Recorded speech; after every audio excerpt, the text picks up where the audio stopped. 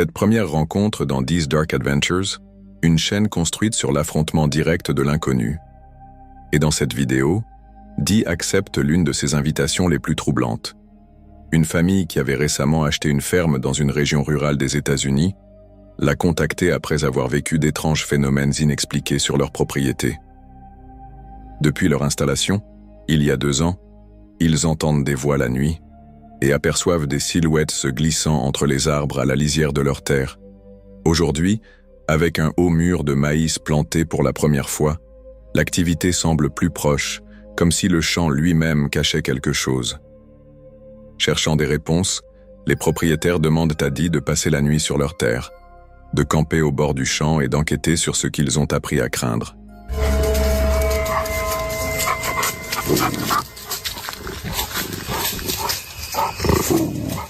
What, dude? Hi, I know your name's Leo. I just met these 2 dogs. What is going on? What do you see? I'm not even ready. Oh. Dude, I can't do this.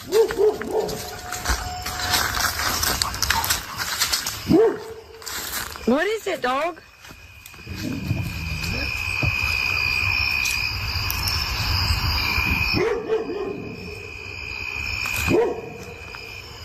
Okay, so I'm gonna go ahead and start this. Alors qu'elle met le pied sur la propriété, Dee est présentée aux chiens de la famille, des animaux agités qui semblent étrangement en alerte dès qu'ils approchent du champ de maïs. Les propriétaires viennent tout juste de partir, la laissant face au silence et à l'air lourd des champs. Cela devrait sembler ordinaire. Des rangées de maïs, une ferme, l'aboiement d'animaux lointains. Mais au contraire, chaque ombre paraît chargée d'un poids. L'histoire du lieu n'est pas longue, mais la peur qui s'y accroche semble bien plus ancienne, gravée dans la terre elle-même. What are you seeing? Dude. Okay, and so they invited me here because they're having issues. This is their property line ends. What is wrong with you? There's movement.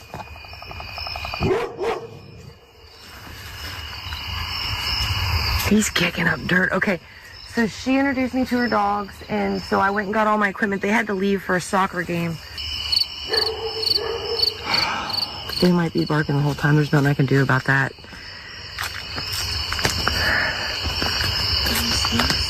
No, we're gonna go in the woods, but I'm gonna go in there at some point because she's saying there's voices. She stood in here and she can hear them talking. But she won't come out here at night.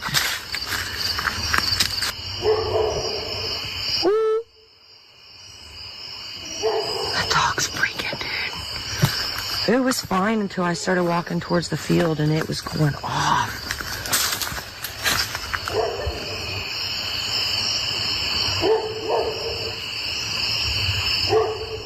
Plus Dee s'avance dans la propriété, plus le malaise s'intensifie. Les chiens se mettent à aboyer frénétiquement, comme pour la mettre en garde, leur voix déchirant le silence. Au sol, elle remarque d'étranges tas de maïs qui ne semblent pas avoir été rassemblés par une machine ni par des animaux, mais plutôt disposés délibérément. Et puis, porté par le vent, résonne un long hurlement creux.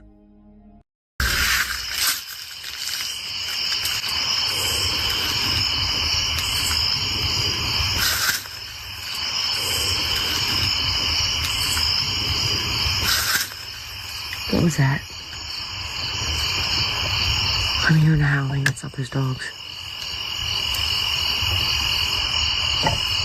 It's coming from that way. Those dogs can't go that far. They're on a restraint thingy. Okay. Ce son ne correspond ni aux chiens retenus à proximité, ni au bruit d'aucun animal de ferme. Ce qui n'aurait dû être qu'un simple chant ressemble désormais à une scène de théâtre. Et Dee ne peut se défaire de l'impression que quelque chose, tapi dans l'ombre, l'observe déjà depuis les coulisses.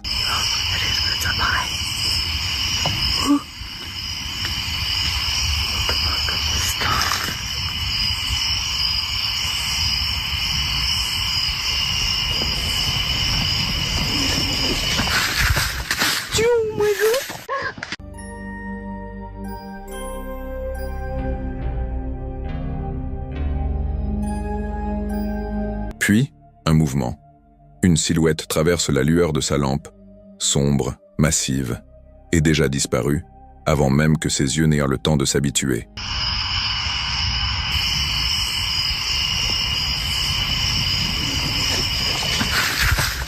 Oh my god!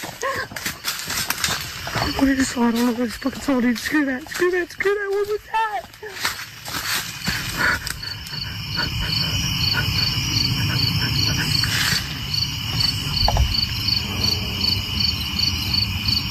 Dude.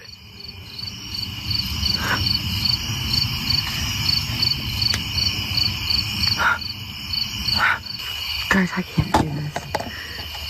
I don't know what I just saw. I don't know. It could have been a deer. I don't know. Huh, hi. Un instant, elle se persuade que ce n'était peut-être qu'un cerf. Mais le doute s'impose aussitôt. La silhouette n'était pas la bonne.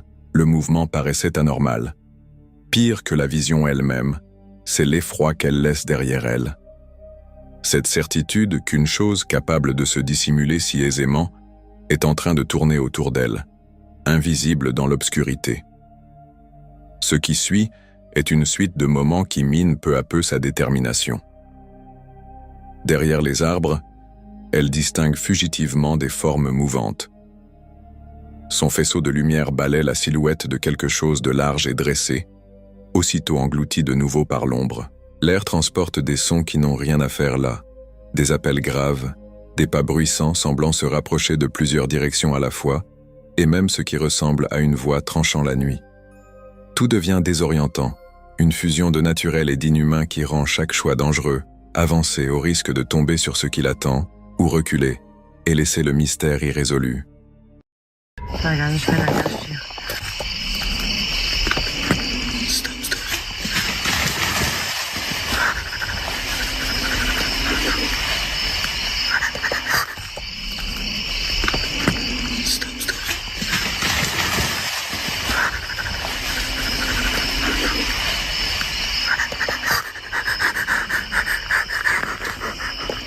That's not a fucking deer, dude. That's not a fucking deer, dude. It's not a deer, dude. I'm walking away very slowly. I'm walking away very slowly. Stop.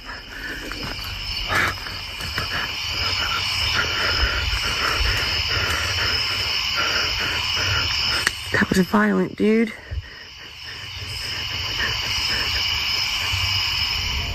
La tension atteint son paroxysme lorsque Dee entend un mouvement, bien plus proche qu'auparavant.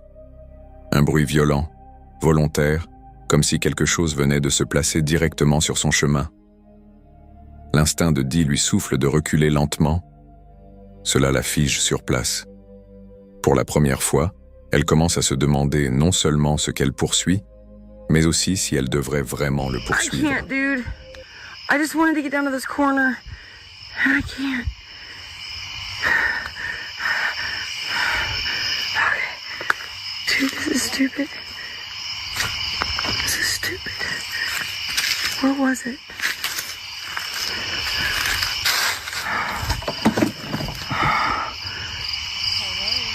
Hello?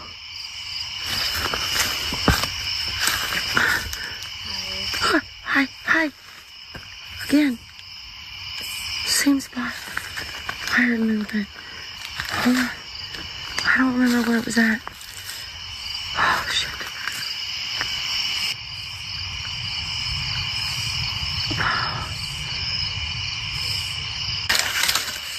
Oh, look, there's something was laying here. Something big. It was laying right there.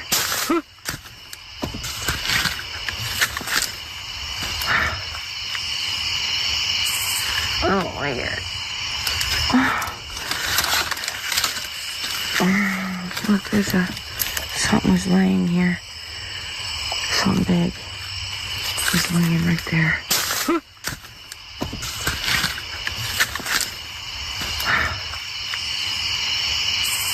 Oh my god.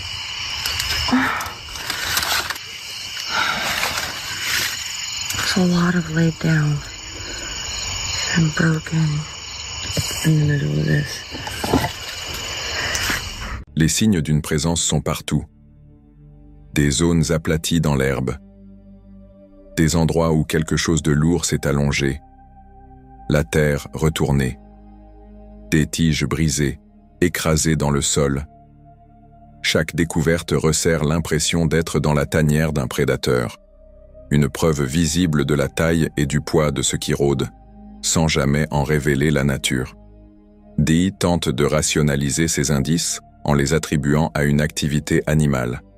Mais le moment, les bruits, la manière dont l'environnement semble réagir à sa présence, rien ne colle.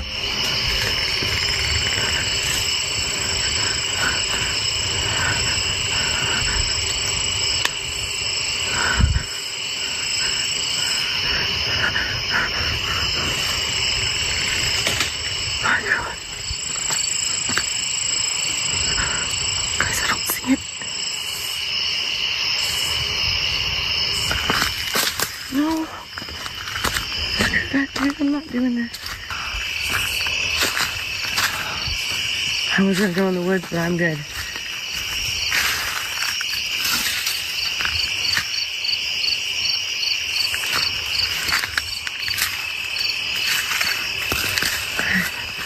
La pression devient insupportable. La forêt se dresse devant elle, mais Dee n'arrive pas à s'avancer plus loin. Le poids écrasant de ce qu'elle ne peut expliquer la laisse secouer. Elle recule, marmonnant des excuses dans l'obscurité, comme pour reconnaître que ce qui se trouve là dehors ne veut pas d'elle ici. Le champ de maïs semble vivant, chaque tige se balançant dans un silence accusateur alors qu'elle regagne la sécurité. Stop. Stop, stop, stop. Dude, what the fuck is that? Stop, dude. There's something right there. Where'd it go?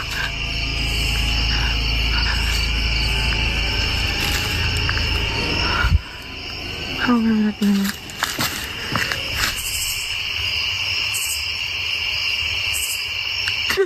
Oh my god, no!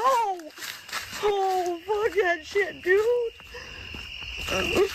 La panique la submerge complètement. Sa voix tremble, sa lampe vacille. Et enfin elle avoue ce que les spectateurs avaient déjà pressenti. C'était trop. Elle ne voulait pas camper sur ces terres. Certaines énigmes résistent plus que d'autres. Et dans ces moments, tout ce qui compte, c'est de partir avec sa santé mentale intacte. La nuit s'acheva sans apporter de réponse claire. Mais ce que Dee a vécu et filmé restera probablement gravé à jamais. Une chose était certaine. Les propriétaires ne s'étaient pas trompés. Il y a quelque chose dans ces champs, quelque chose qui semble hors de place, refusant toute explication. Qu'il s'agisse de peur, d'imagination, ou de quelque chose de bien plus surnaturel, la vérité reste la même. Les rencontres les plus terrifiantes ne sont pas toujours celles que l'on voit clairement, mais celles qui disparaissent au moment même où l'on réalise leur présence. Qu'en pensez-vous?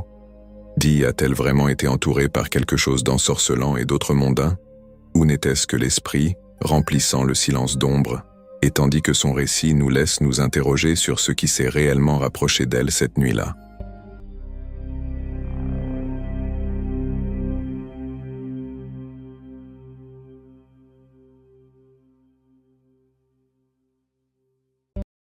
Le 16 février 2020, cette rencontre inquiétante a été mise en ligne sur YouTube. Tout avait commencé comme une simple chasse aux oies tôt le matin. Installés dans un vaste champ ouvert, les chasseurs étaient en position légale, munis de permis et espacés avec prudence. L'air était calme, les oiseaux commençaient à s'animer, et tout dans cette matinée laissait présager une sortie réussie et paisible. Mais cette tranquillité fut rapidement brisée. Hey, why are you shooting at us with a 22? I didn't shoot at you with nothing. Who was shooting then? So, it's a 22. You're not allowed to shoot 22s here. Yeah. Hey, we're barely out of the city, like you said. We're allowed to hunt here. All right, I'm allowed to hunt over there. Okay. Go ahead. All right. Why are you backing up? Huh? Why are you backing up? You want to come to the other side of the fence and solve it? Sure. Go somewhere else. I will scare every fucking bird away all day. Yeah. Good for you. Have fun. Really? What's unlawful about it? I'm standing on the other side of that fence and you guys are shooting in my direction. No, we're not. I'll give you a f***ing break already. You're a fucking dumbass. I'm violent. You're killing birds. Dude, we're allowed to kill birds. I really don't give a shit. Okay, well, we don't either, so f off. You guys are fucking scaring the shit out of horses. Yeah, and you're scaring them by shooting 22. You're a little f***, and I didn't shoot a 22. Whoa, whoa, whoa, whoa, whoa, whoa. À distance, un homme inconnu s'approcha, non seulement à pied mais armé. Portant ce qui semblait être un fusil de type Boeing Tuto, il arriva bruyant et en colère, confrontant les chasseurs avec des accusations et des cris. La confrontation escalada presque immédiatement. Il ne se contenta pas de hurler, il fit feu avec son arme, non pas comme un signal ou un avertissement, mais d'une manière qui força le groupe à se demander s'il était réellement menacé. Les chasseurs restèrent calmes, choisissant de ne pas répondre à l'agression par l'agression. À la place, ils tinrent leur position et tentèrent de clarifier la légalité de leur chasse. Mais cela n'eut aucune importance. L'homme n'était intéressé ni par les règles ni par la raison, seulement par le chaos. Il commença à arpenter la colline, menaçant d'effrayer tous les oiseaux, de ruiner la chasse et de prétendre que le terrain n'était pas légal pour tirer. Pourtant, selon toutes les réglementations, les chasseurs étaient dans leurs droits. Des moments comme celui-ci rappellent une réalité. Dans certains environnements extérieurs, le plus grand danger n'est pas la faune, mais les autres personnes. Le comportement erratique de l'homme, associé à la présence d'une arme chargée, créait une situation volatile où tout pouvait mal tourner. Finalement, le groupe décida d'alerter les forces de l'ordre. Le comportement de l'homme avait franchi la ligne entre harcèlement verbal et danger réel. Il n'y eut pas de combat physique, ni d'échange de tirs, mais la menace était bien réelle. La peur était justifiée. La confrontation se termina sans violence, mais le message qu'ils en tirèrent est que, même dans des espaces ouverts destinés à la paix et au sport, certaines rencontres peuvent basculer en un instant. Dans ces lieux, être préparé ne signifie pas seulement connaître le terrain, mais être prêt à affronter tout ce qui peut surgir. Casey Sanders est un YouTuber dont les vidéos portent souvent sur la faune, des images de propriété et des moments inhabituels captés lors de ses balades dans la campagne de Géorgie. Mais rien de ce qu'il avait filmé auparavant ne l'avait vraiment préparé, lui ni ses spectateurs, à ce qu'il allait découvrir lors d'une journée tranquille près de ces terres. En marchant le long d'une portion de terrain près d'un ruisseau, Casey remarque un mouvement dans l'eau. Ce qu'il prit d'abord pour de la faune sauvage se révéla rapidement être autre chose. Dans l'eau peu profonde, entièrement nu, se tenait un homme. Confus, hébété, apparemment en état de choc. Aucun équipement, aucun campement à proximité, aucun vêtement, et aucun indice sur la façon dont cet homme était arrivé là ou sur la raison de sa présence. Talking about Christian here, you know this is a hunter, and I'm a little confused. This is my land. I'm here with weapons, and somebody standing in my creek naked. I mean, I'm not gonna shoot you, but you're.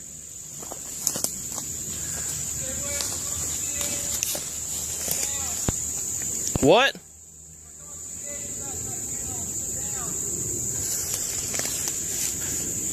Are you alone?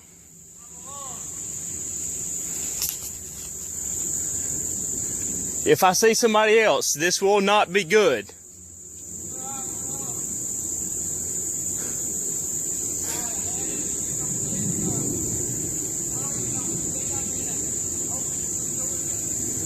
What? Explain to me what happened.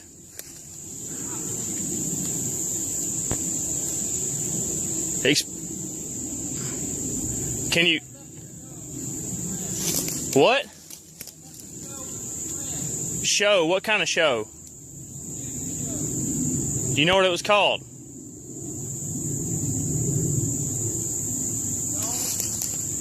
You don't know what it was called?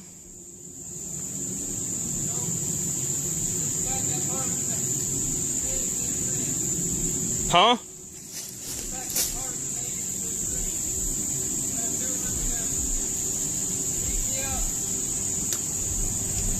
Where are your clothes?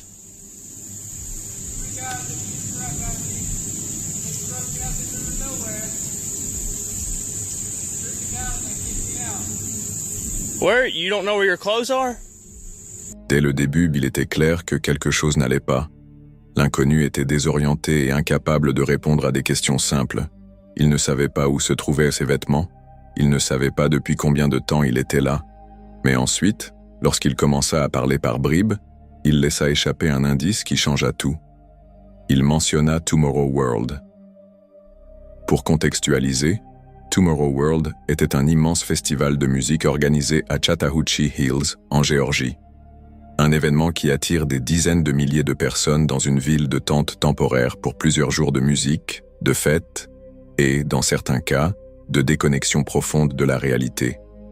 Le festival s'était terminé 4 jours avant que cet homme ne soit retrouvé. Et maintenant le voici, seul, nu, perdu, et toujours errant dans les bois.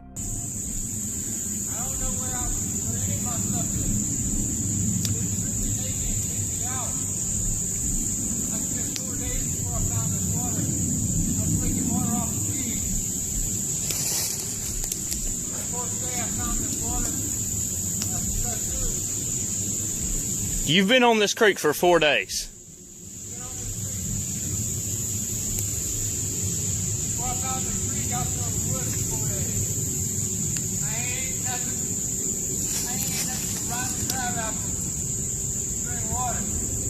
Nobody's with you.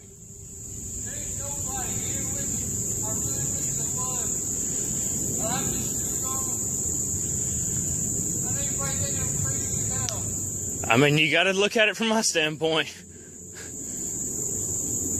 Listen, you know you're not far from... You know, you went to Tomorrow World, I'm guessing? What? Am I from... Okay, you're not far from the original place. Do you know where it's at in relation to where you live? Where do you live? No, better than that.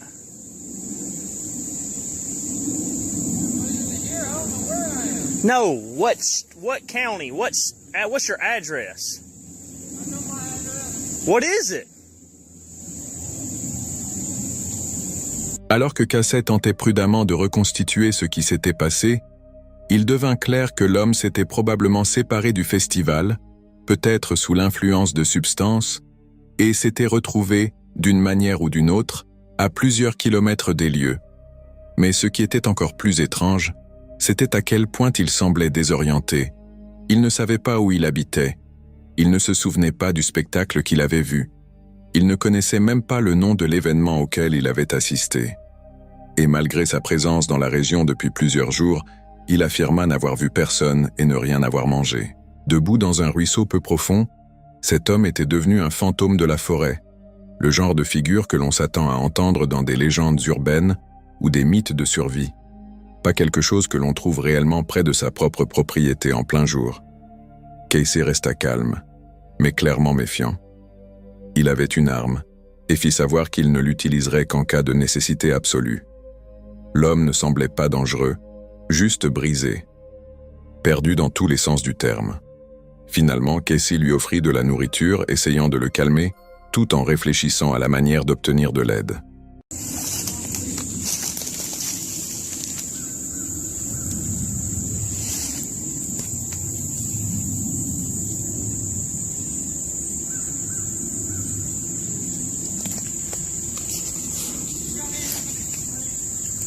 Hang on a minute, man.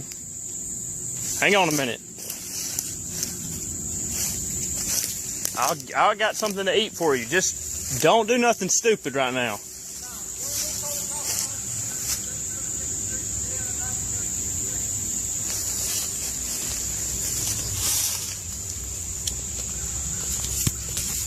Holy crap.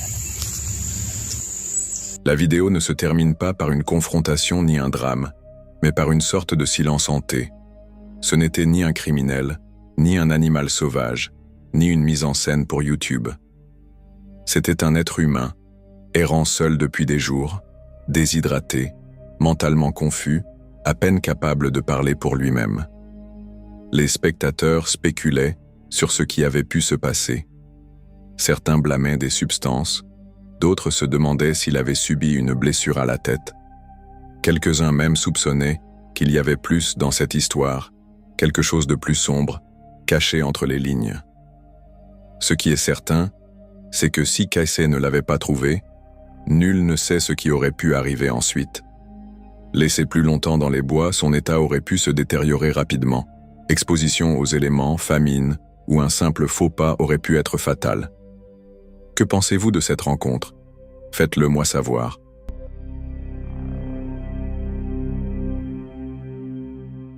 Victor Vlogs PDX est connu pour ses aventures tout-terrain et ses escapades sauvages du week-end. Le genre de voyage où un bon sentier, un camion robuste et le bon emplacement de camping peuvent tout changer. Dans cette vidéo, ce qui avait commencé comme une paisible escapade dans la nature de l'État de Washington s'est rapidement transformé en toute autre chose.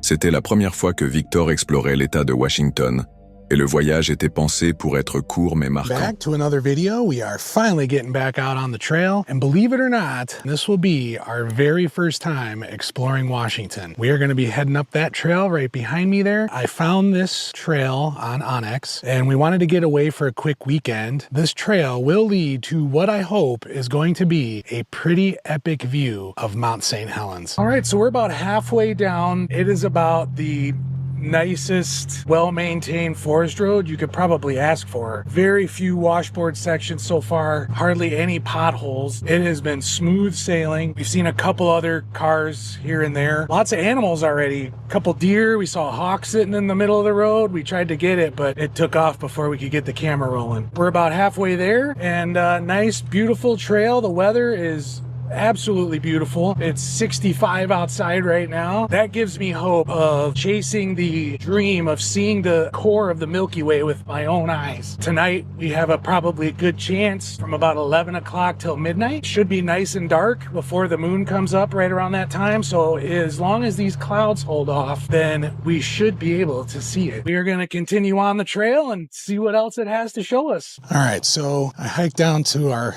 primary spot, and it's pretty tight. Either we pull in and then I gotta back up the trail to the fork in the road, or where I stopped right there, I turn around there and back it into the site. The only problem is if I back it down, now our campsite or our awning side is facing the cliff wall instead of looking out to Mount St. Helens. The other half of the fork, I'm now hiking up to check that site to see how big it is, what kind of view we got. We drove down to another spot that I had marked. The spur that goes off was really washed out. There were some really off-camber spots. I just made the call that that spot just wasn't going to be good enough. L'itinéraire était planifié, les emplacements marqués, et tout laissait présager une paisible étendue de terre ouverte avec une vue sur le mont St. Helens. Le temps était parfait, la faune active, et le ciel promettait un rare aperçu de la Voie lactée plus tard dans la nuit. Après avoir exploré quelques sites potentiels, ils se sont installés sur une crête juste en dessous d'un point d'observation. That other spot, and it's much bigger. No view of the mountain. There's this little track that leads off from that spot up to where I'm at now, and I thought, oh, maybe we could at least bring the Bronco up here, but right here at the top it gets real tight. But check out these views.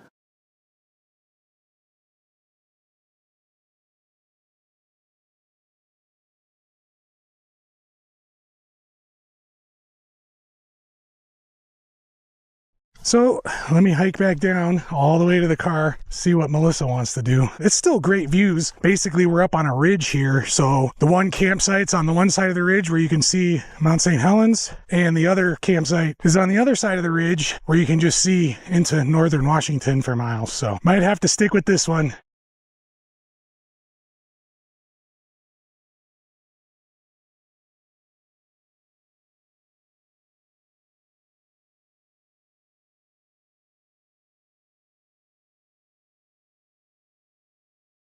So we got camp all set up.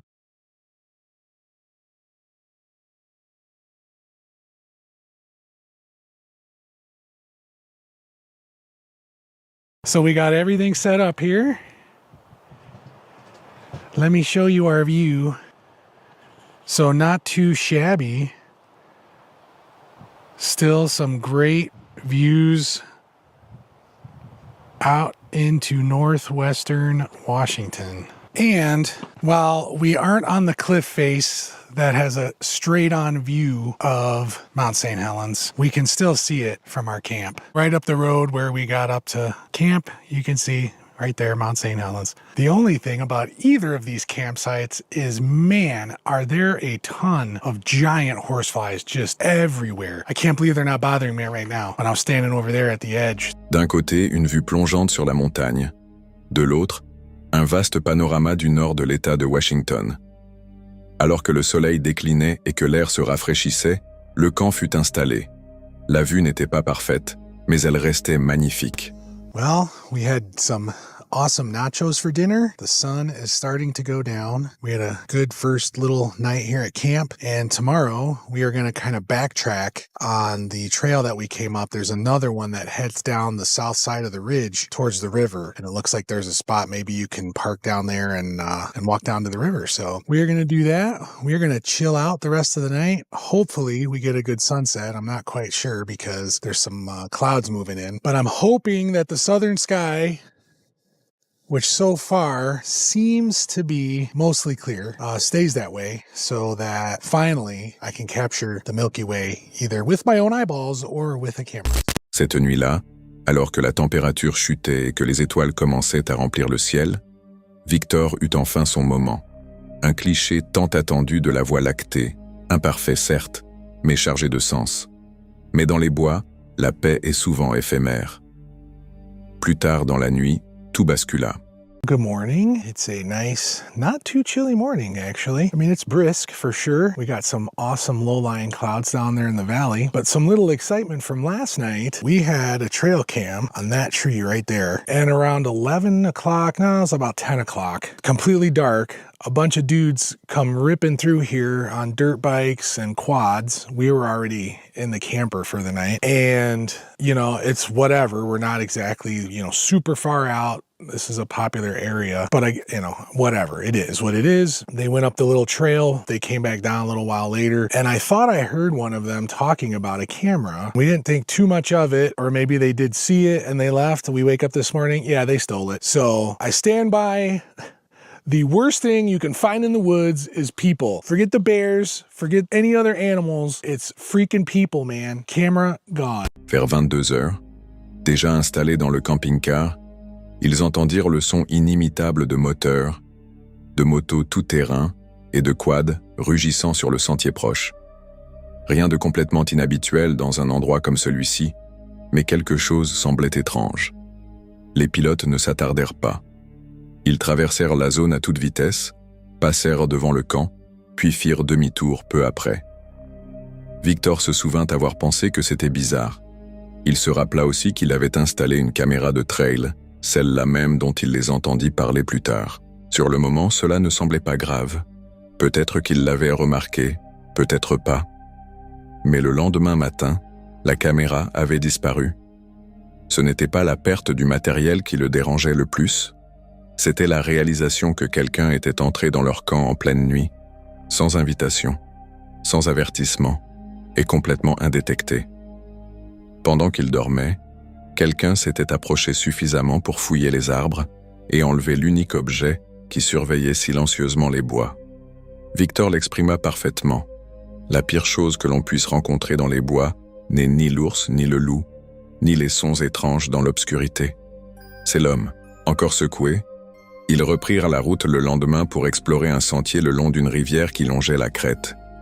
Cela semblait prometteur sur la carte, un chemin qui aurait pu les mener directement au bord de l'eau. Le dernier matin, les nuages s'amoncelèrent, épais et bas, enveloppant le camp dans la brume. Le silence revint, mais il portait désormais un nouveau poids. Il n'était pas seul ici. Peut-être pas cette nuit-là, et peut-être pas même maintenant. Rien d'autre ne se produisit. Plus d'intrusion, plus de moteur. Mais la peur qu'ils avaient ressentie restait bien réelle. Dans les photos, dans les arbres, dans la pensée que quelqu'un, quelque part, les avait observés et avait pris quelque chose sans un bruit. Qu'avez-vous pensé de cette rencontre? Dites-le-moi.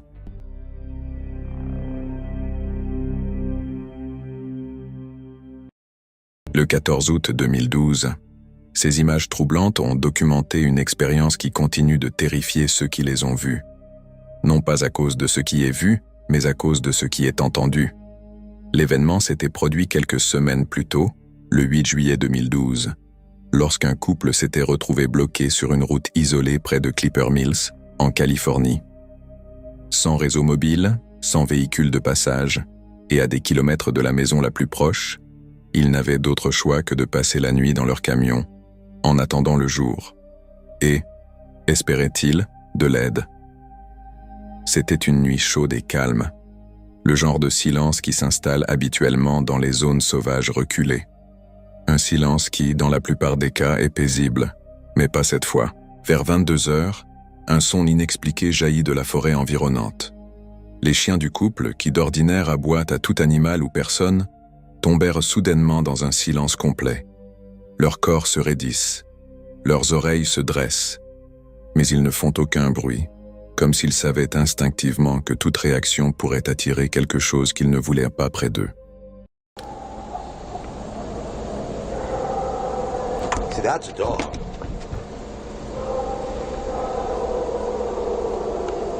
You hear that?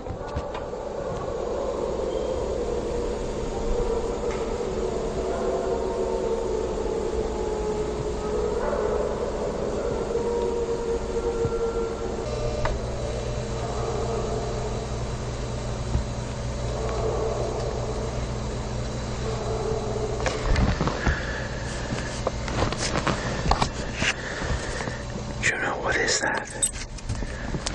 Stay here, Jude. Juno, stay here.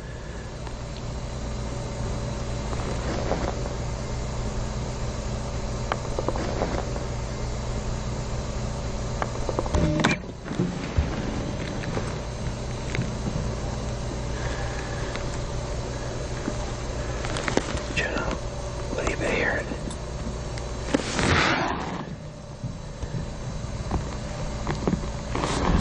What are you hearing through the... Nothing. Juno, what did you hear? What was that?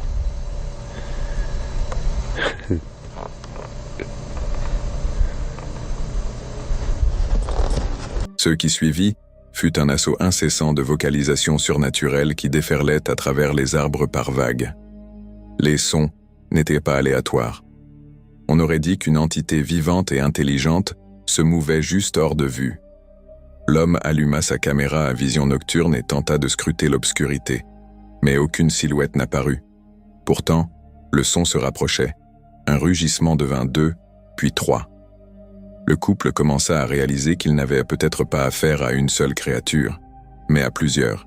Quelles qu'elles soient, elles semblaient communiquer entre elles, ou simplement entourer le véhicule.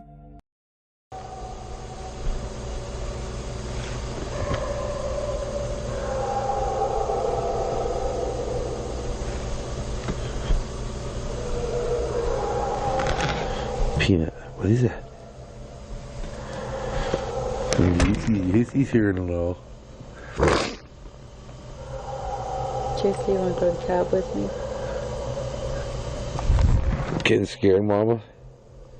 A little nervous. Yeah.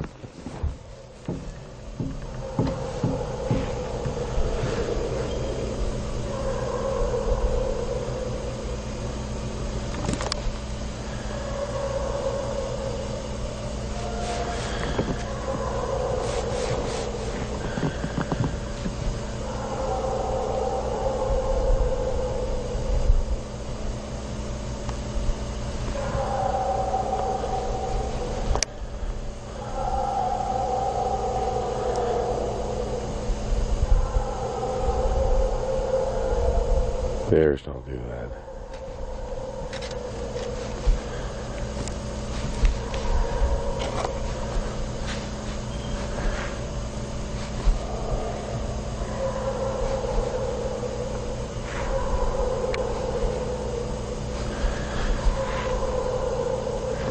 À mesure que les sons s'intensifiaient, la forêt elle-même sembla s'arrêter.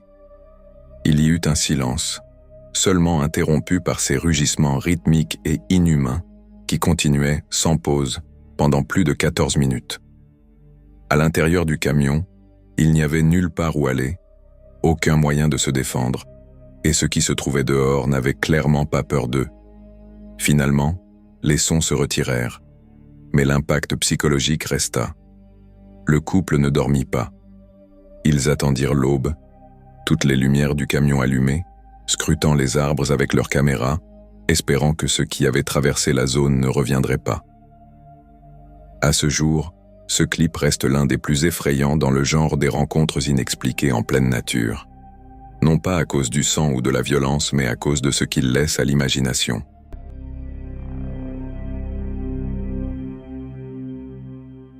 Franco est un YouTuber qui partage ses aventures autour du monde sur sa chaîne YouTube, Franco Travels, explorant de nouveaux lieux, souvent dangereux, dans presque toutes ses vidéos. En août 2024, Franco s'est lancé dans un voyage sac au dos, où il a exploré un cimetière isolé dans les montagnes du Pérou, où il fait face à une réalité sombre et inquiétante. Franco entreprend ce voyage malgré les avertissements des habitants qui le mettent en garde contre les dangers de la région, soulignant sa pauvreté et les risques potentiels pour les étrangers. La destination est tristement célèbre pour son histoire, qui inclut des tremblements de terre dévastateurs ayant laissé derrière eux destruction et chaos, ouvrant des tombes et exposant des restes humains. Cependant, ce que Franco découvre dépasse largement les catastrophes naturelles. Il commence par expliquer son parcours, qui consiste à combiner bus et taxi pour atteindre une petite ville isolée. À son arrivée, il remarque immédiatement la pauvreté extrême de la région. Les habitants l'abordent pour demander de la nourriture ou de l'argent, et il se rend compte qu'il est suivi par certains, ce qui le met mal à l'aise. Pour éviter d'attirer une attention indésirable, Franco s'abstient de filmer ouvertement en public. En se dirigeant vers le cimetière, il raconte comment les tremblements de terre ont laissé une grande partie de la ville en ruine. Ces séismes ont non seulement causé de nombreuses pertes humaines, mais ont également déterré des tombes, exposant les restes des personnes enterrées. Lorsqu'il atteint le cimetière, il est frappé par sa taille et sa désolation. The size of this place. All right, I'm going to actually start from right and then kind of work my way in. C'est un site immense, rempli de tombes endommagées et mal entretenues, dont beaucoup ont été complètement profanées. Il décrit le cimetière comme étrangement silencieux, son état de négligence amplifiant le sentiment d'isolement. Plus il s'aventure profondément, plus ses découvertes deviennent choquantes, des os éparpillés, des cercueils ouverts et des tas de restes jonchant la zone. You could already see bones. See it? Right here. That one's sticking out. See the arm? I'm gonna go ahead and zoom. But you could see the arm sticking out. Like he was trying to come out or something. Oh, that's terrifying. Franco remarque que de nombreuses tombes semblent avoir été délibérément perturbées, les traces d'intervention humaine surpassant largement les dégâts causés par les catastrophes naturelles. L'un des aspects les plus bouleversants de son exploration est la présence de restes d'enfants. Franco tombe sur de petits squelettes, certains encore vêtus de chemises de nuit ou de vêtements funéraires en lambeaux. Il filme ce qui semble être les restes momifiés d'un enfant, avec des cheveux et des vêtements encore intacts. And then you have literally like a mummy here.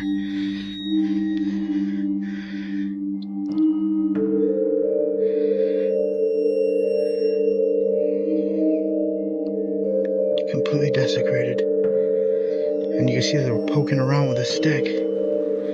I think they were stealing from tombs. Look at the, oh my god.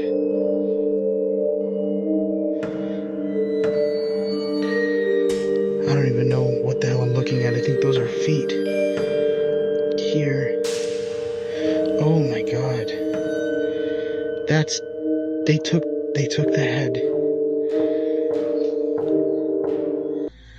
Il émet l'hypothèse que des voleurs de tombes ont ciblé ces petites sépultures, peut-être à des fins rituelles.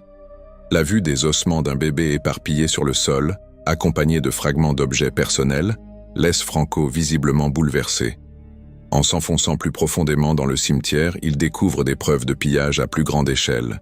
Il remarque que de nombreux crânes ont eu leur mâchoire enlevée, ce qu'il suppose avoir été fait pour extraire des dents en or. Cette théorie est renforcée par la présence de mâchoires éparpillées sur le site. Franco exprime son horreur à l'idée qu'une telle cupidité puisse pousser des gens à profaner des tombes, en particulier celles d'enfants et de figures sacrées. Il trouve également des preuves que certains corps ont été brûlés, laissant des restes carbonisés en petits tas. La combinaison d'ossements éparpillés, de tombes ouvertes et de sites de brûlure crée un sentiment écrasant de chaos et d'irrespect. Au cours de son exploration, il rencontre des indices de pratiques potentiellement rituelles. Il signale des tombes marquées de symboles, tels que des X ou des croix, et trouve des traces de cire de bougies près de certains sites. Bien qu'il reconnaisse que la sorcellerie est souvent perçue différemment dans les cultures indigènes, parfois comme une pratique spirituelle plutôt que comme quelque chose de maléfique, il ne peut se débarrasser du sentiment troublant que le cimetière a été utilisé à des fins plus sombres. Des cheveux laissés sur certaines tombes suggèrent également que les restes ont été manipulés pour des raisons rituelles. Franco s'arrête fréquemment pour réfléchir au contexte culturel et social de ce qu'il observe. Il explique que l'isolement du lieu, combiné à une pauvreté extrême, crée un environnement où les pratiques funéraires traditionnelles se croisent souvent avec le désespoir et la négligence. Il note que, dans certaines cultures indigènes, la sorcellerie n'est pas vue comme intrinsèquement maléfique, mais comme un moyen de chercher guidance ou assistance. Cependant, l'ampleur de la profanation dans le cimetière dépasse ses attentes, le laissant confronté à des questions sur les motifs et le sens de cette destruction. Au fur et à mesure qu'il poursuit son exploration, le cimetière commence à lui rappeler une scène de film post-apocalyptique. Il décrit la zone comme un désert, avec très peu de végétation et un sentiment écrasant d'abandon. Les tombes sont grossièrement construites, certaines avec des parpaings ou des matériaux improvisés, et beaucoup sont laissés complètement exposés. Franco reconnaît qu'il peut peu de choses pour remédier à la situation, car l'état du cimetière semble normalisé dans la région. Il déplore le manque de préservation et de respect envers les morts, décrivant l'expérience comme l'une des plus perturbantes qu'il ait jamais vécues. Malgré son malaise, il comprend l'importance de documenter le site, à la fois pour sensibiliser le public et pour offrir un aperçu d'une réalité que beaucoup ne pourraient autrement jamais voir. Bien qu'il soit soulagé d'avoir quitté le cimetière, les images de tombes profanées et de restes éparpillés restent gravées dans son esprit.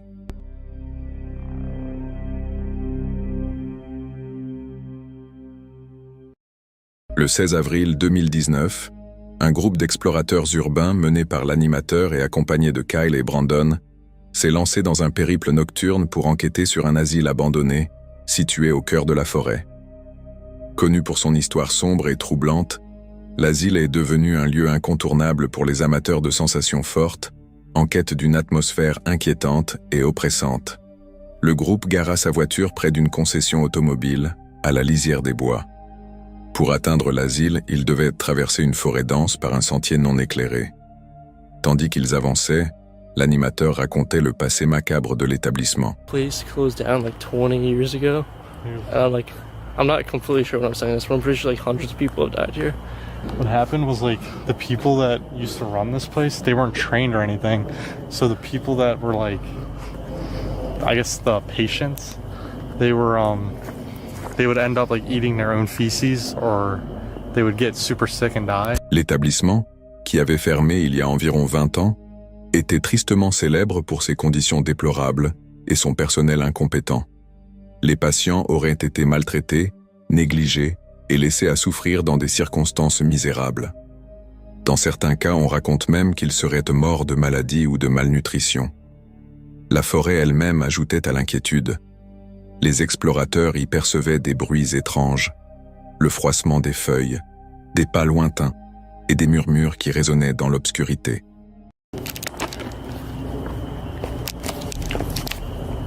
That was somebody. Yeah. We're walking down the trail. We just heard someone right over there. He's still here. I can hear him talking still. Au début, ils ne voient personne, mais les bruits suffisent à les mettre sur leur garde. Armés seulement de lampes torches, ils avancent prudemment, incertains de ce qui, ou de qui, pourrait se trouver devant eux. L'animateur jette fréquemment des regards autour de lui, partageant leur malaise avec le public. Le sentier est long et paraît de plus en plus isolé à mesure qu'il progresse. Finalement, le groupe atteint l'extérieur de l'asile, et leurs lampes révèlent une structure massive en ruine. Le bâtiment se dresse menaçant dans l'obscurité. Ses murs délabrés, recouverts de graffitis, témoignent de longues années de négligence. L'animateur précise que l'exploration de l'asile en lui-même est leur objectif final. Mais leur arrivée est brusquement interrompue par une révélation. Ils ne sont pas seuls. De faibles voix résonnent au loin et le groupe aperçoit des signes d'activité dans l'obscurité. Ils soupçonnent d'autres explorateurs, ou peut-être des ferrailleurs venus récupérer des matériaux dans le bâtiment. Mais cette présence inconnue les rend hésitants à pénétrer immédiatement à l'intérieur. Décidant d'éviter le bâtiment principal pour l'instant, le groupe détourne son attention vers une prison voisine, située dans l'enceinte de l'asile. À leur grande surprise, cette prison est toujours en activité, ajoutant une couche supplémentaire de danger à leur expédition.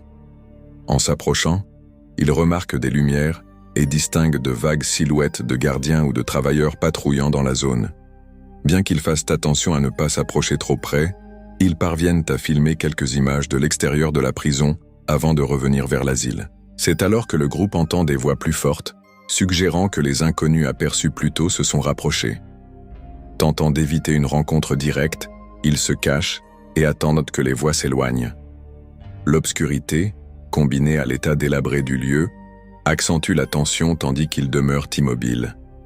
Ignorant qui sont ces personnes ni quelles sont leurs intentions, l'animateur suppose qu'il pourrait s'agir d'autres explorateurs, d'amateurs de sensations fortes, ou peut-être de gens aux intentions malveillantes. Pendant plusieurs minutes, le groupe hésite sur la marche à suivre, partagé entre rester caché ou avancer avec prudence. Finalement, ils croisent les inconnus et découvrent qu'il s'agit bien de ferrailleurs, des individus venus récupérer du cuivre et d'autres matériaux précieux dans l'asile. La rencontre est d'abord tendue, les explorateurs redoutant leur réaction. Mais la situation se désamorce rapidement et les deux groupes échangent une brève conversation. Yo, we just met up with these guys. Hey.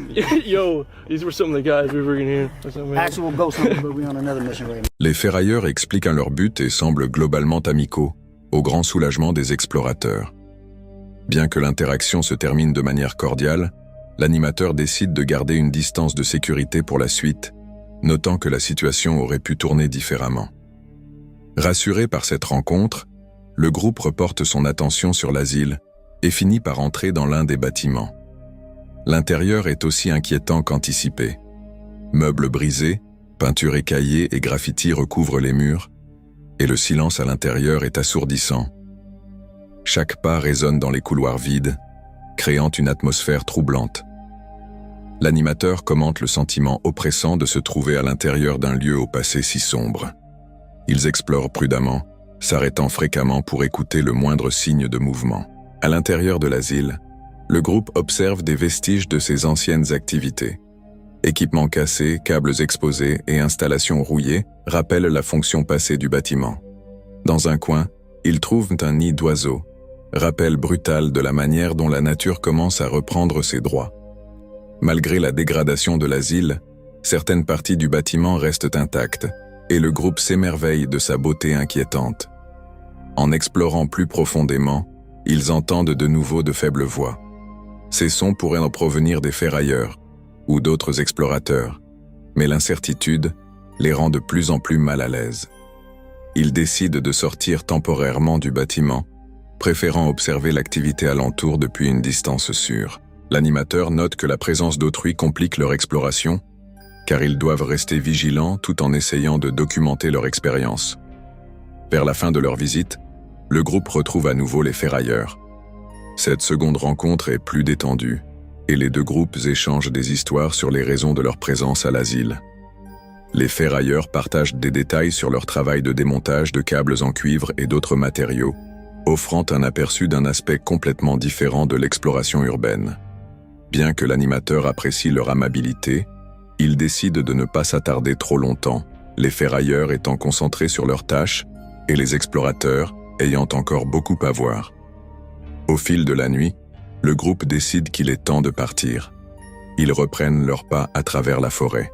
L'animateur décrit l'exploration comme intense mais gratifiante, soulignant le mélange de tension, de découverte et de camaraderie inattendue. Ils expriment leur soulagement d'avoir évité tout incident majeur, surtout compte tenu de l'incertitude initiale concernant les inconnus qu'ils avaient rencontrés, ce qui aurait pu avoir de mauvaises conséquences s'ils n'avaient pas agi correctement.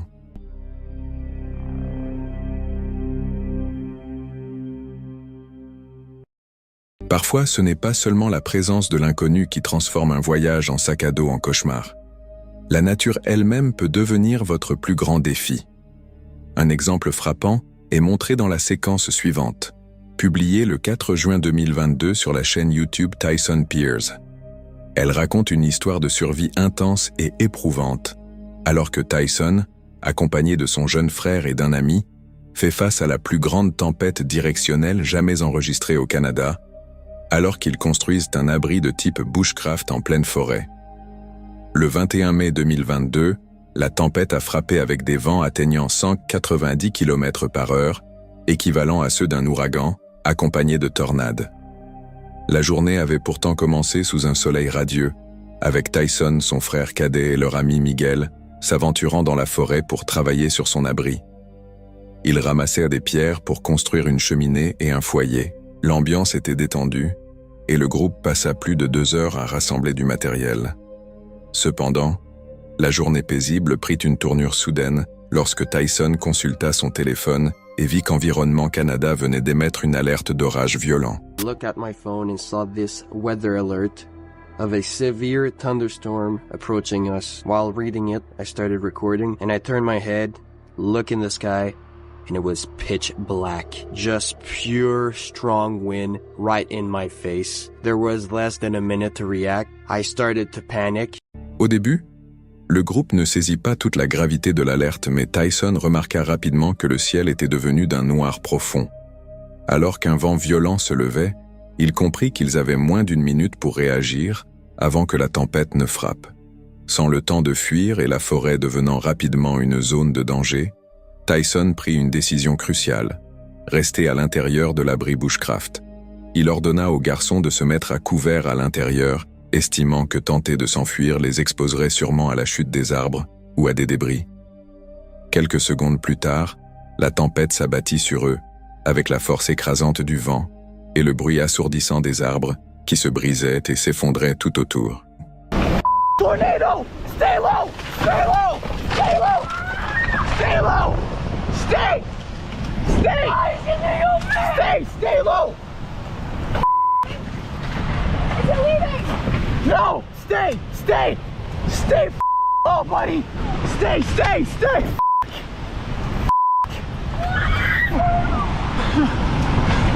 Stay! Stay!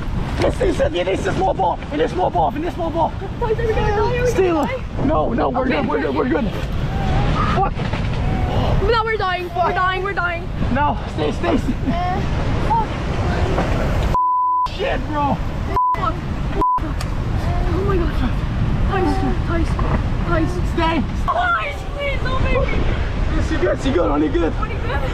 But sir, ça pour ça, sir. Please, God, please. God, s'il vous plaît. Oh my god, no. Stay low. Stay. Holy f***. Stay, please, God. Tyson insiste sur la proximité qu'ils ont eue avec la mort et attribue leur survie à la solidité de l'abri bushcraft ainsi qu'à leur décision rapide de se mettre en contrebas. Alors que le groupe s'était réfugié à l'intérieur, des arbres furent déracinés, des branches se brisèrent et des débris volèrent dans les airs. Tyson ne cessait de répéter aux garçons de rester immobiles car l'intensité de la tempête rendait tout mouvement dangereux. Malgré le chaos, l'abri bushcraft résista miraculeusement à la violence de l'orage, offrant un véritable refuge au milieu de ce qu'ils décrivent comme le moment le plus terrifiant de leur vie. Une fois la tempête passée, le groupe sortit pour constater les dégâts. La forêt était presque méconnaissable, avec d'innombrables arbres déracinés ou brisés en deux. Tyson commenta la dévastation, soulignant combien ce type de phénomène météorologique est inhabituel au Canada, en particulier en Ontario. Il exprimait sans cesse son incrédulité face à l'ampleur des destructions, la décrivant comme un événement unique dans une vie. Le groupe décida de quitter les lieux aussi vite que possible, craignant les dangers posés par des arbres instables ou une nouvelle tempête. Mais leur progression fut lente et difficile, les sentiers étant obstrués par des arbres tombés. La tension et le sentiment d'urgence étaient palpables. Une fois enfin rentrés chez eux, Tyson affirma que rester dans l'abri avait été la décision qui leur avait sauvé la vie. Il reconnut à quel point ils avaient eu de la chance d'avoir cet abri comme refuge, soulignant que s'enfuir aurait probablement entraîné de graves blessures, voire la mort. Il attribua aussi leur survie à l'alerte météo qui leur avait donné les quelques secondes cruciales pour agir, notant que s'il n'avait pas consulté son téléphone, les garçons auraient pu être encore dehors en train de jouer dans les bois quand la tempête les aurait frappés. La région de Tyson fut privée d'électricité pendant 3 jours, et la tempête provoqua un chaos généralisé. Pénuries alimentaires, files d'attente aux stations-service et routes bloquées par des arbres tombés. Malgré ces épreuves, Tyson exprima sa gratitude pour leur survie. Son abri bushcraft, initialement construit pour le loisir et l'apprentissage, s'était transformé en une structure salvatrice face à une tempête meurtrière. Sa décision de rester sur place plutôt que de fuir illustre la valeur de choix réfléchis en situation d'urgence. Les images brutes de la tempête rendent ce récit inoubliable, celui de la survie face à l'une des tempêtes les plus intenses de l'histoire récente du Canada.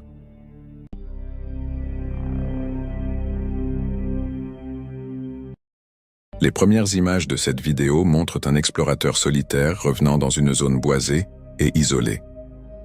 L'auteur de la vidéo, qui tient la chaîne YouTube Sooner Sasquatch, raconte son expérience inquiétante survenue 1 semaine plus tôt. And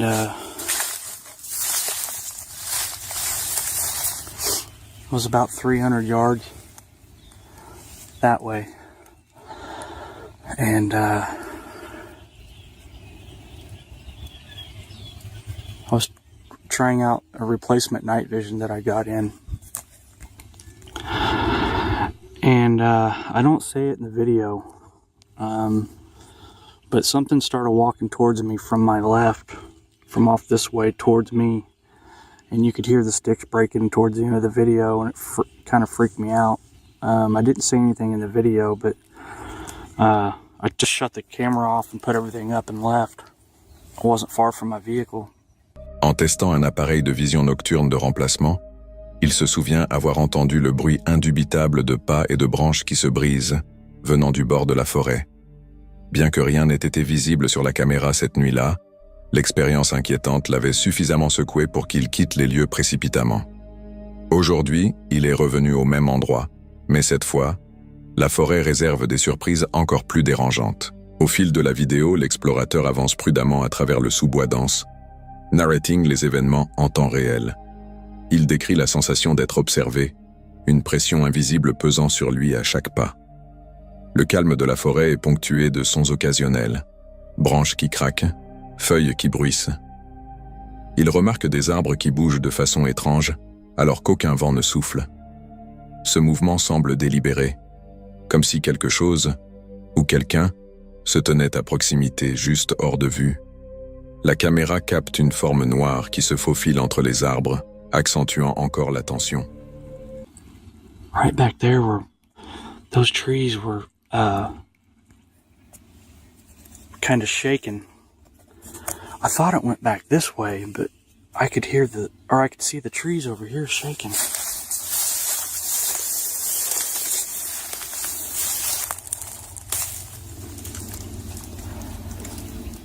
See, I'm still hearing something over here. And it's really cold.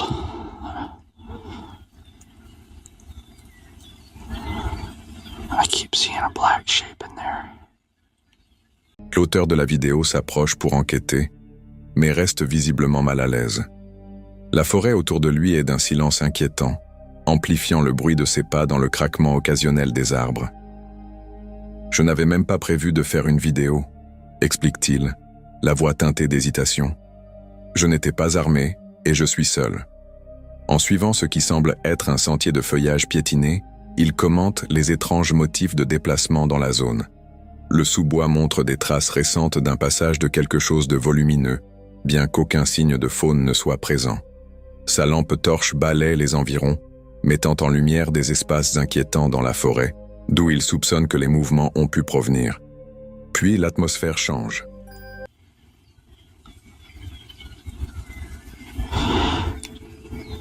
There was a growl.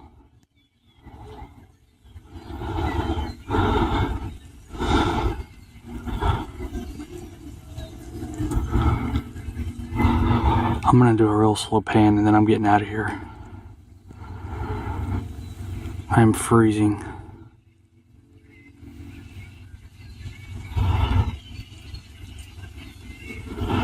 Whatever it was got quiet.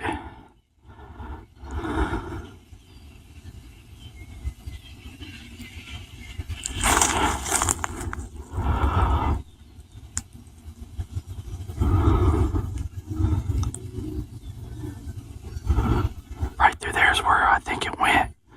You can see right in the middle of my screen is it's all open. You can see where stuff's been trampled, and I'm getting some movement back here where I'm pointing the camera right about now. I can hear it back there. I'm by myself and I'm not armed today. Il perçoit un faible grognement provenant du cœur de la forêt. Le son est bas et guttural, lui faisant frissonner l'échine. Malgré son malaise croissant, il continue d'avancer, mais finit par décider de ne pas s'enfoncer davantage. « J'ai l'impression d'être observé », avoue-t-il en jetant des regards nerveux autour de lui. La tension atteint son paroxysme lorsqu'il arrive à l'endroit où il avait vu le dernier mouvement. La caméra balaie lentement les arbres, révélant un silence inquiétant plus lourd que jamais, que, quoi que ce soit qui se soit déplacé, est maintenant totalement immobile, comme s'il attendait qu'il s'en aille. Finalement, le froid et la peur prennent le dessus. « Je gèle et j'en ai assez », dit-il avant de se replier en sécurité. La vidéo se termine sur son départ précipité, laissant les spectateurs avec plus de questions que de réponses. Qu'est-ce qui provoquait ces mouvements? Était-ce un animal, une personne, ou quelque chose de plus difficile à expliquer? Alors que l'on pourrait penser que cette rencontre inquiétante en forêt était déjà assez effrayante, l'histoire suivante nous emmène au cœur d'un mystérieux champ de maïs, où des sons étranges et des silhouettes fantomatiques transforment une simple investigation en une nuit de pure terreur.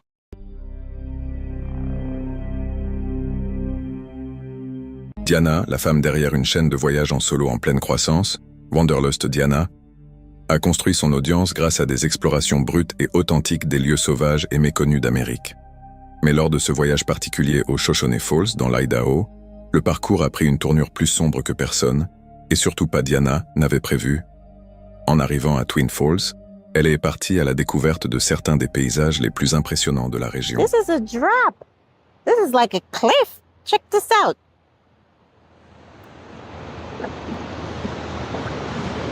Now let's go up top and see what this hiking is about up here. I'm gonna go check out just right there. I didn't bring my bear spray with me because this is a park and I pay $5 to get in. So, and I forgot my bear spray in the car. But I'm just gonna go right there. Oh, there's bikers up there too. There's someone going up there on a bike. So let's go check it out.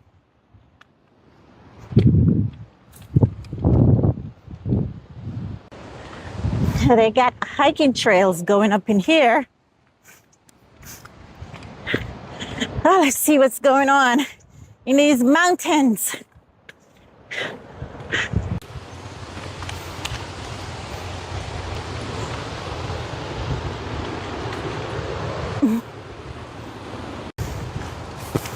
Oh, wow, I should have worn my pants.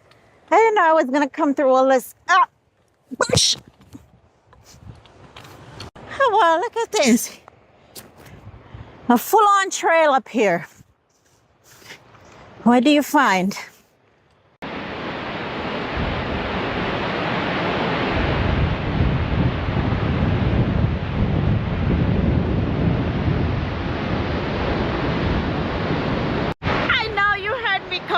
that there's got to be another way to see the falls, because I was with the crowd over there.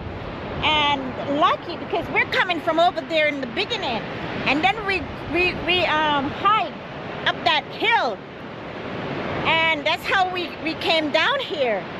And yeah, so no one is going up there because it looks kind of sketchy going up there.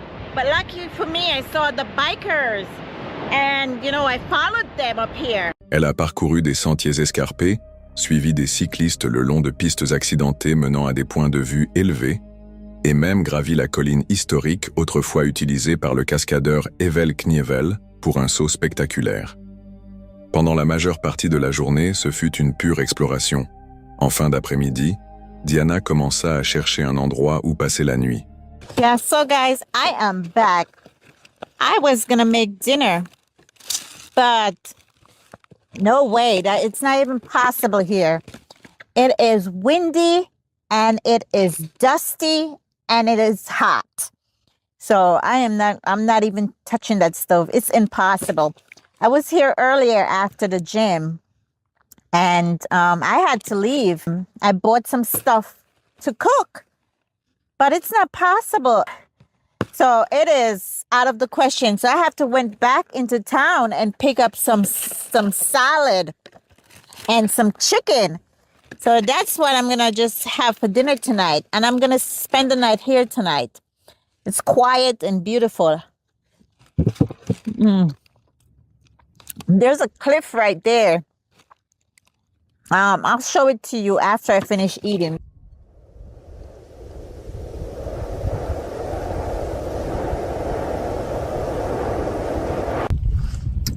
Close my door. Look how dirty my car is. I'll close my door because like the dust just picked up out of nowhere, and all of a sudden, wham!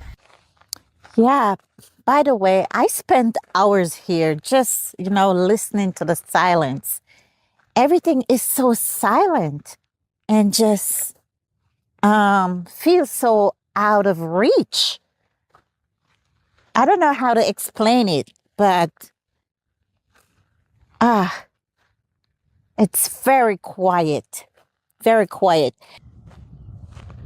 Like this car just passed by, and like that's, you know, you will hear a sound of cars driving by, or I can hear the waterfalls from here. Elle choisit un endroit sur un terrain du Bureau of Land Management, des terres publiques où le camping est légal, souvent gratuit et généralement loin des foules. C'était exactement le type de lieu vers lequel elle avait toujours été attirée. Le vent soulevait de la poussière, alors elle renonça à cuisiner dehors et préféra un repas simple, acheté en magasin, qu'elle mangea à l'intérieur de son véhicule. À mesure que le jour déclinait, quelque chose changea. Ce n'était pas un changement brutal ou évident, mais plutôt une transformation lente. Sans autres campeurs ni circulation aux alentours, chaque son semblait se propager de façon étrangement lointaine. La nuit tomba rapidement. Elle resta à l'intérieur, portes verrouillées, vitres obscurcies et lumière tamisée. Les heures passèrent sans incident, jusqu'à ce qu'elle entende quelque chose. Guys, someone is outside, I swear.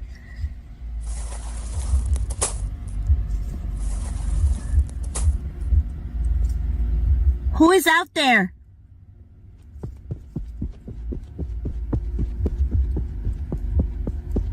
Get away from my car, please. God, I'm leaving. Get away from my car right now.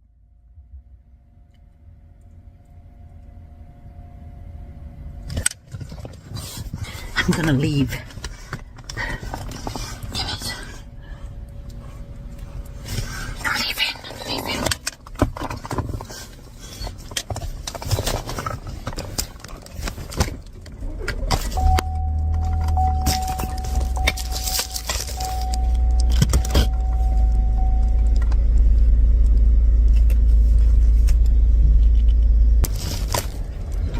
Ce n'était pas le pas feutré d'un animal sauvage, ni le grondement lointain d'un véhicule de passage. C'étaient des pas qui s'approchèrent de son véhicule. Le bruit s'arrêta juste à l'extérieur. Pas de coup frappé. Pas de salut. Aucun signe de qui c'était, ni de la raison de sa présence. Les secondes s'étirèrent, lourdes de la réalisation que quelqu'un avait observé et attendu dans l'obscurité. Diana resta totalement silencieuse à l'intérieur. Puis vint la sensation indubitable d'une tentative de forçage. Qui que ce soit, il ne faisait pas que passer.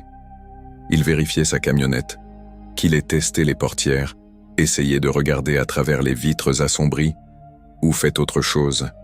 Elle ne pouvait pas le voir. Mais la présence était indéniable. La situation ne dégénéra pas en confrontation.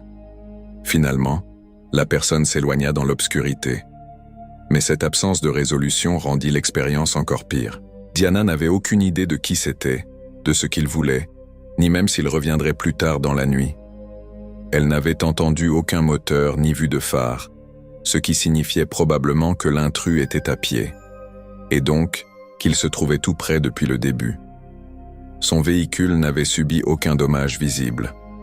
Pourtant, l'impact psychologique fut durable. Le sentiment de sécurité qu'elle avait toujours connu sur les terres isolées du BLM s'était envolé. Ce n'était pas comme croiser un randonneur curieux en plein jour, ni partager un site de camping avec d'autres voyageurs. C'était calculé, silencieux et survenu en pleine nuit. Beaucoup pensent que les plus grands dangers du voyage en pleine nature viennent des éléments ou de la faune. Mais des moments comme celui-ci rappellent une vérité bien plus troublante. Le danger le plus imprévisible vient souvent des autres êtres humains. Et vous, qu'auriez-vous pensé de cette rencontre? Dites-le moi.